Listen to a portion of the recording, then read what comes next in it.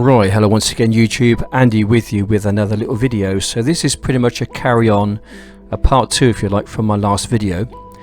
For those who saw my last video would understand what happened. For those who have not, basically that's what happened to my drone.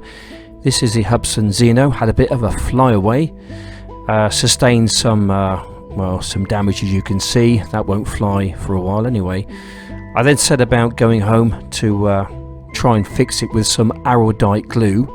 It's normally pretty good stuff, works on most things. I've never tried it on a drone before, so I was willing to give it a bit of a go.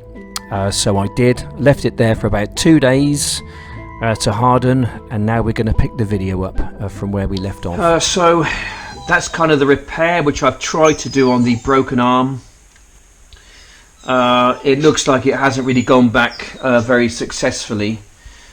If I try and just put that there, we go. Now if I can do that with this arm here, then I'm happy with it, but it's not going to do it because it's already moved. There we go. Right, okay then, so plan A didn't work. I did not have much confidence in it in the first place, if I was honest. I think Araldite glue in general is pretty good stuff on most things, but I think when it comes to small kind of plasticky things like drone arms and things like that, it's not the best. I did plaster it on there, to be honest, and it dried quite well, but it just didn't do the job. So what I'm about to do now is to get my Dremel onto it. I need to be very careful here. I'm going to try and get as much of the dried glue off as possible. I don't want to go into the plastic, obviously, because that's going to get into the structure of it. It wouldn't go back properly after that. So it really is just a case of trying to get as much of the dried glue off as possible. You're right. Where are you? You at home, are you? I'm at home, man. What are you doing there? Well, I think I'm just about to come down yours, and hopefully you can try and have a go at gluing my drone back together again. That's that side. Super glue HME. It's basically just a working drone, isn't it, really? Yeah, I mean, what's that you're putting on it there? Because you did that. Activator. Right, okay.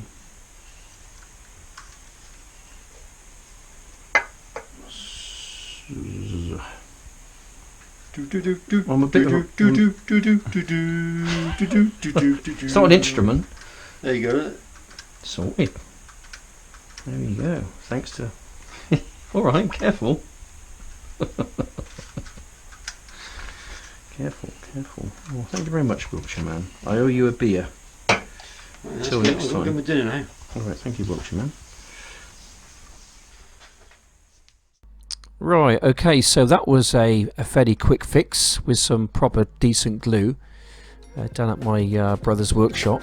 Very happy with the results of that, which means I could then move on to the next little job, and that was to replace 2 damaged props. Make sure that you're going to get the right ones. There's A and there's B. So I replaced prop B, and this was only about a 5-minute job pretty much, and when I'd done that I could take the drone out for a bit of a test flight.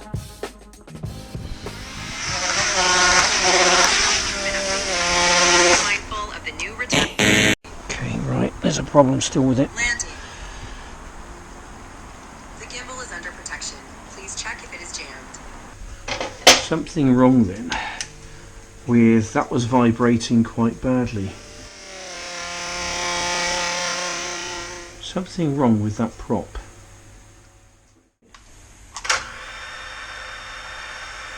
No obstacle avoidance mode. Right, so at low revs there seems to be no vibration coming from the props or from that that lower arm, let's say. I decided to take the drone off inside my house just to contain the drone in case I did get some kind of a flyaway. Unfortunately the vibration did come back. There, look. Vibrating.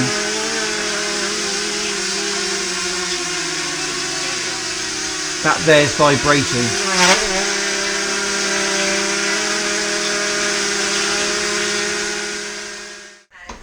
The problem is something with that there. That seems to be vibrating very badly. And I'm not sure why that would be the case.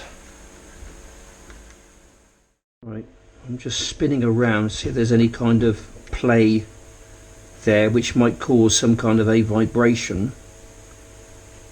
Seems to be alright. Yeah, seems to be fine. Right, so there was something very obviously wrong with the propeller itself or that particular arm. It should not vibrate the way it does, so I set about trying to figure out what the problem was. So I had a close inspection of the arm itself. It seemed to be perfectly fine, no fractures, no chips. I then moved on to the props themselves. They seemed to be perfectly intact, no fractures and no chips, no bending. But I still thought it was a good idea to completely take off the old propellers and put some brand new ones on with some new screws, and it seemed to do the trick.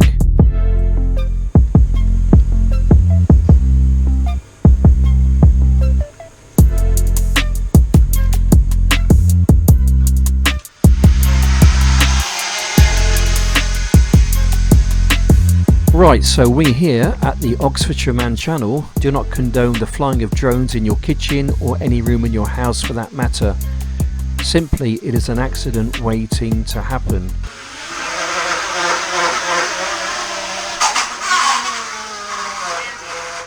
The current location has a lot of GPS interference.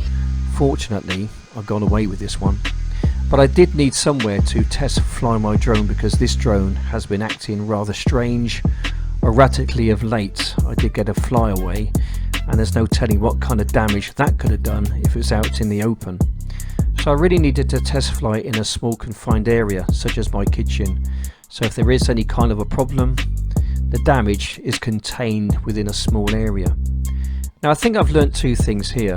One, that Araldite does not necessarily work very well on drones, and two, if you do get any kind of vibrational problems with your drone coming from the arms, I think it's always best to have a real good close look at the props and perhaps even change them, because that has alleviated the problem which I've had. Now I'm not completely totally confident with this drone as of yet, so I think what I'm going to do next is take it right out into the sticks somewhere with minimal battery power. Then I'll fly it with that with literally about 2 or 3 minutes flying time on it. So if it does fly away somewhere, it's not going to cause any problems. So this drone, I'm going to keep it for as long as I possibly can. The glue's kind of done a trick for me. It's simply good enough for my little channel, and the results I get, I think, are rather good.